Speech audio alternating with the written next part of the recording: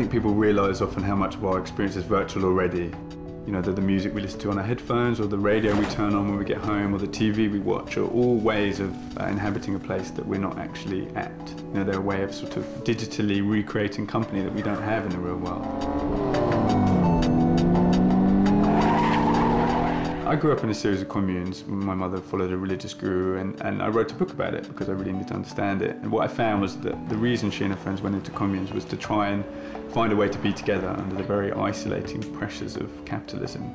And what happened when I finished the book was I found I was the same age as my mother, and I felt the same pressures. And in fact, they were worse. You know, there's twice as many people living alone now as there were in the 70s.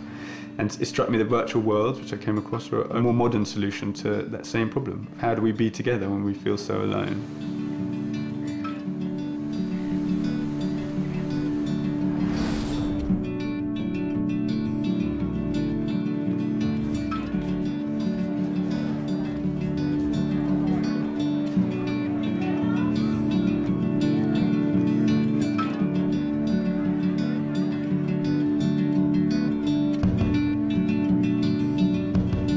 Well, the population of virtual worlds has increased exponentially. You know, it seems to double pretty much every year. Estimates range from between 25 to 30 million people around the world logging into virtual worlds and living these other lives. That's more people than passed through Ellis Island immigration in the whole of the 20th century. You know, it's a kind of an exodus.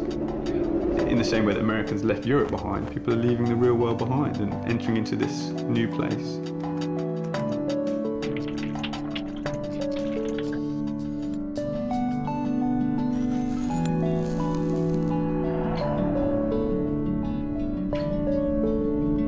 Whereas the technology gets better, which is already doing, virtual worlds are going to become more and more vivid and more real, so that it will come a point, I think, where it's going to be hard to tell the real from the virtual. You know, the experience will be almost as complete. I think for kids nowadays who are already so facile with playing games or living in virtual worlds, it's going to become second nature, be a natural way of connecting and being with people, so that it will really become just as much a valid way of being as it is to be in the real world for us.